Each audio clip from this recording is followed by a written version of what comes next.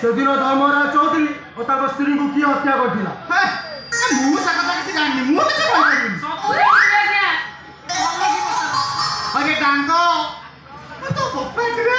ଏମିତି କଣ କହୁଛୁ ଆମ ଭାଇ ହାତକୁ କିଏ ଆଣିଛି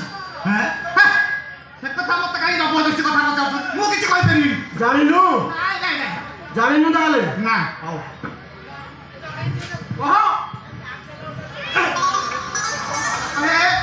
କହ ସତ